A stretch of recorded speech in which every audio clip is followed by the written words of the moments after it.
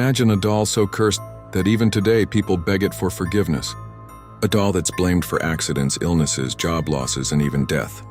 And here's the worst part. It's not just legend. Hundreds of handwritten letters arrive every year from people all over the world, terrified that Robert the doll has destroyed their lives. Even today, people still write letters to Robert the doll, begging for forgiveness after speaking about him without permission. They say it's the only way to escape his curse.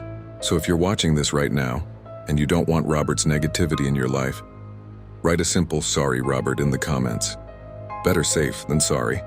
Welcome to the Haunted Truth. Tonight, I'll take you inside the true story of Robert the doll, the sailor-suited toy that has haunted Key West, Florida, for over a century.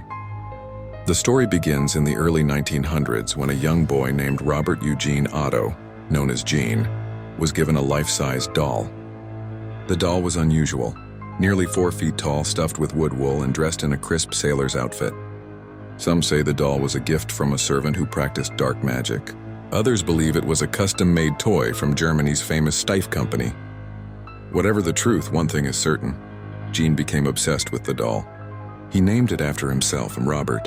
From then on, Gene wasn't Gene anymore. He was just the boy. And Robert was something more than a toy. At night, Gene's parents would hear him whispering to Robert, but sometimes they swore they heard a second voice answering back. Deep, harsh, not a child's at all. Neighbors reported seeing Robert move from one window to another.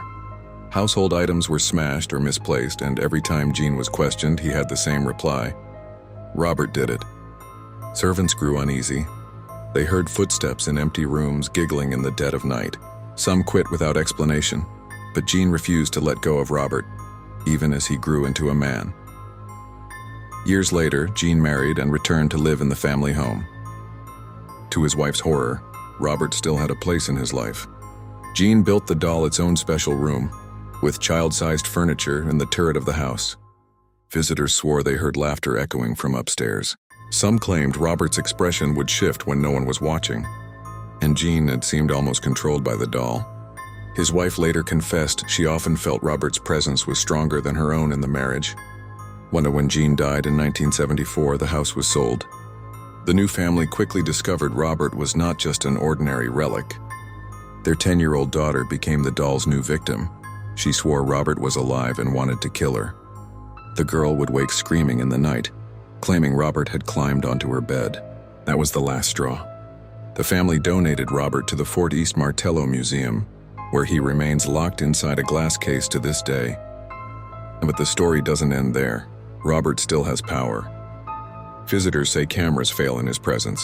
Some hear tapping on the glass or swear his eyes follow them across the room. But the most disturbing part is what happens after people leave. The museum receives hundreds of letters every year. They all sound the same: apologies. People who mocked Robert, laughed at him, or took photos without his permission write in desperation, begging him to lift the curse. Car accidents, job losses, sudden illness, broken relationships, all blamed on Robert. The letters are displayed around his case as a warning: don't disrespect Robert. Is it all superstition? Maybe. But think about this: dozens of separate people from all over the world, writing in fear of the same doll. They all describe the same streak of misfortune, and the same belief that only Robert can stop it. Robert is more than just a doll. He's a reminder that sometimes the things we create to comfort children take on a life of their own. And so the next time you see him, sitting there in his sailor suit holding his little stuffed lion, remember, he's watching. And before you even think about taking a picture, you'd better ask politely, because if you don't, Robert might follow you home. This was the Haunted Truth. Tell me in the comments, do you believe Robert's curse is real, or is it all in people's minds? And most importantly, what would you dare face him yourself?